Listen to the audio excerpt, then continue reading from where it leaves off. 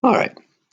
Well, for whatever reason, seem to have to break this particular lecture up into 3 different sections. So welcome to part 1C of sensation and perception.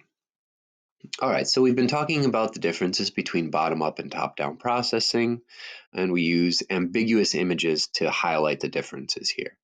So you're given the same image, but based on different top-down processing cues, you interpret that image differently. I like to think of the mind as a machine, and the machine is desperately, frantically trying to make sense of the incoming tidal wave of information that it's exposed to. So think of all the information that our sensory organs are exposed to throughout the day. Think of all the noises that occur throughout the day. Think of all the things that assault our eyes throughout the day. And the mind is constantly bombarded by this tsunami of sensory information. And it's the mind's job to sort of make sense of all this, called the Sensomatic Matron 10,000. And it's going to use all the tools it has at its disposal to make those perceptions, to make sense of that incoming sensory information. So it makes sense that the mind is going to cheat. It's going to use as many shortcuts as possible. It's going to use contextual clues. It's going to use expectations.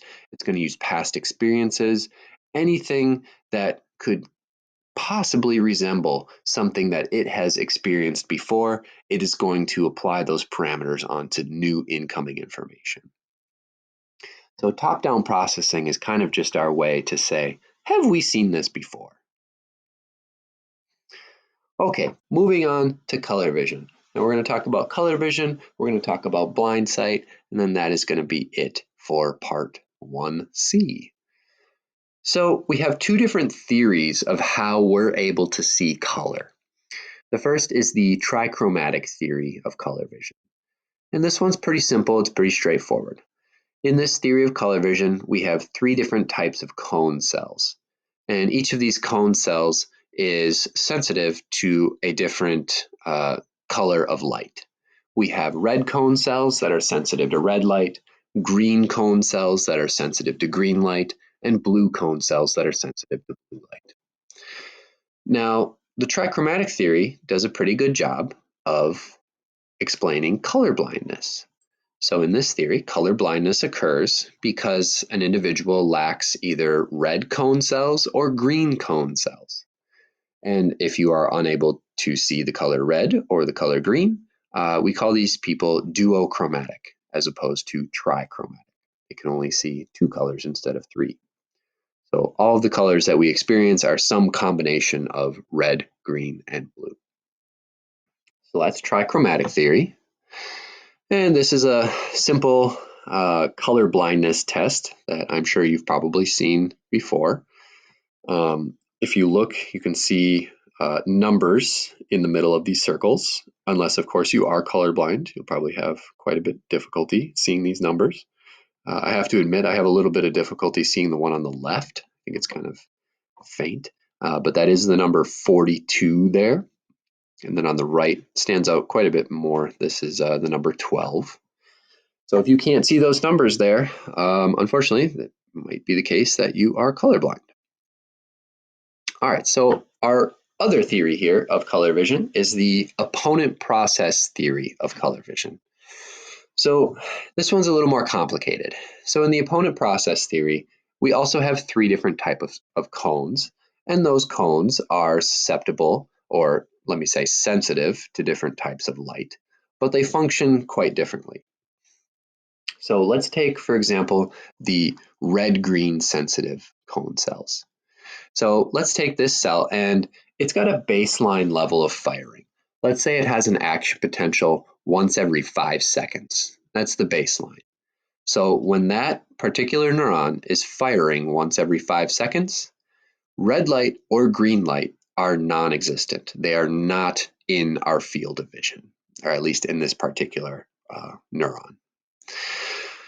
Now, let's say we expose that particular neuron to red light, that particular cone cell to red light. all of a sudden it's going to fire a lot quicker. Let's say it has an action potential once every second. So once every second it's having an action potential, it's firing really fast. That means it's being exposed to red light. All right, let's remove that red light.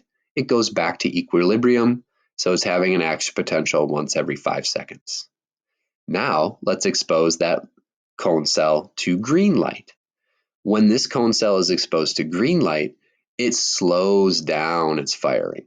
Now it has an action potential once every 10 seconds, very slowly. Now let's remove the green light and it goes back to equilibrium, back to once every 5 seconds. So if this this cone cell is firing very quickly, it's being exposed to red light. If it's exposed to green light, it fires very slowly. And if red light or green light are not present, then it is firing at that baseline once every 5 seconds. So that's opponent process theory in a nutshell. You've got these 3 different types of cones, and they're sensitive to 2 different colors. In the presence of one color, it fires very fast. In the presence of another, it fires very slowly. So you've got red-green cells, blue-yellow cells, and white-black cone cells. All right, so what are the strengths of opponent process theory? Well, let's talk about after images. So we're going to do a little demonstration here. I have on the screen a negative image. This is the US flag, but it is the opposite colors of the US flag. So for this demonstration, go ahead and stare at the white dot in the center of the screen. Don't look at anything else, just stare at the white dot. And we're going to do this for a full minute.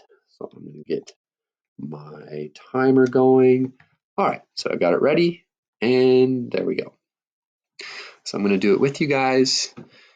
Again, just try to stare at that white dot. Focus on the white dot. That's the only thing that exists in the world right now. And the better you focus on the white dot, the better this effect will be. The better the demonstration will work here.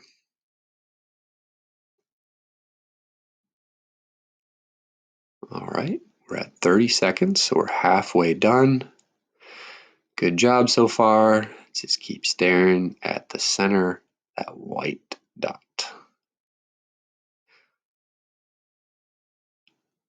All right, 15 seconds to go. Getting down there, getting real close.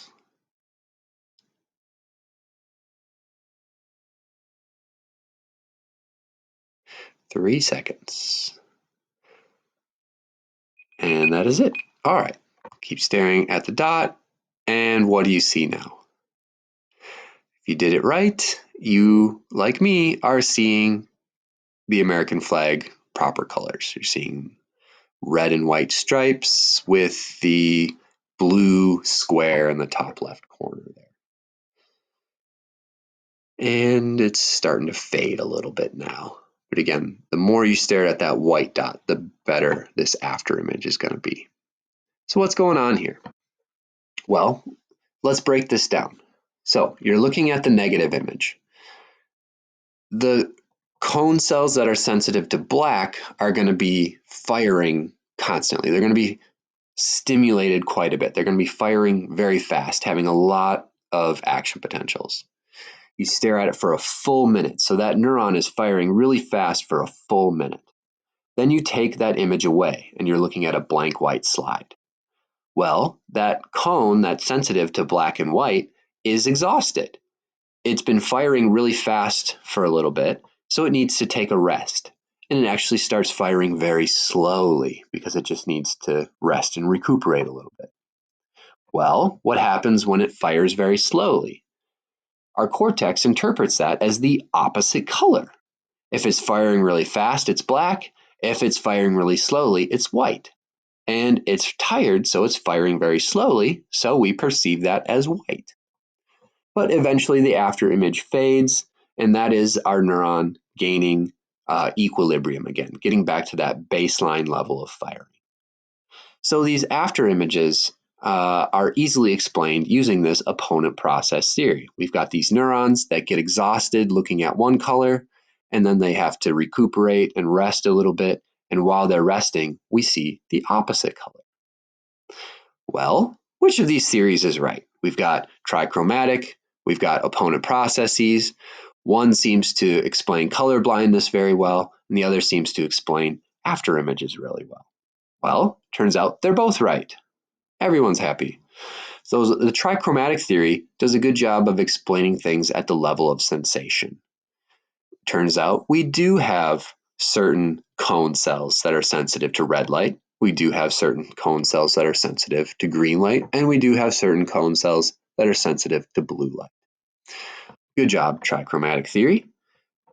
The opponent process theory does a good job of explaining color vision at the perceptual level. Turns out we do have cells in the visual cortex that when they fire very rapidly, one color is present, and when they fire very slowly, another color is present. So good job, opponent process theory. We've got these two theories that on the surface seem like they're kind of in opposition to each other, but in reality, they actually just explain two different levels of color vision. All right, moving on to blind sight, and this is the thing that I want to finish on today. Blind sight is conscious blindness. So let me explain a little bit. There've been these experiments where people come into the laboratory, and these people are literally blind. And the researcher will set them down in front of a computer screen and ask them to tell them what is on that computer screen.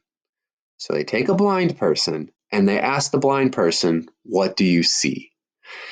Now, not surprisingly, these people in these experiments might get a little frustrated. Like, you realize I'm blind, right? You see the cane that I used to come in here with? You see these dark sunglasses that I have on? You see my seeing eye dog that I have right next to me? Yeah, I'm blind. Those aren't just props. Well, the experimenter might say something like, just go ahead and guess. So after a little bit of frustration, the patient or the participant will take a guess. Lo and behold, they will be able to guess what is on that computer screen with a relatively high degree of accuracy. And this will confuse the hell out of them. They are consciously unaware of what they're seeing on the computer screen. But at some unconscious level, they do have visual information. So what's going on here? These people that suffer from this particular type of blindness, this is what we call cortical blindness. So this occurs when they have damage to the occipital lobe in their brain. And remember, damage can occur from trauma, from a stroke, or maybe from some sort of viral infection. So when light enters the eye, it hits our sensory receptors. That information eventually makes its way to the optic nerve, and the optic nerve sends that information to the thalamus, and the thalamus sends it on to the visual cortex. But with these patients, the visual cortex isn't working. Well, it turns out that the thalamus actually does a little bit of visual processing itself. It does a little bit of perceptual processing as well. However, this perceptual processing is completely unconscious. So when these patients are making these guesses, they are somehow tapping into the information provided by the thalamus. Now, again, this is unconscious. They're not really aware of it, which is why they're kind of frustrated or maybe surprised when they're guessing correctly. But to me, this just really highlights how bizarre sensation and perception can be. We can be completely unaware of these perceptual processes occurring in our brain. Definitely makes me curious what type of perceptual processing is going on just beneath my level of awareness. All right, that's all I have for part one. We'll continue with the other five senses in part two.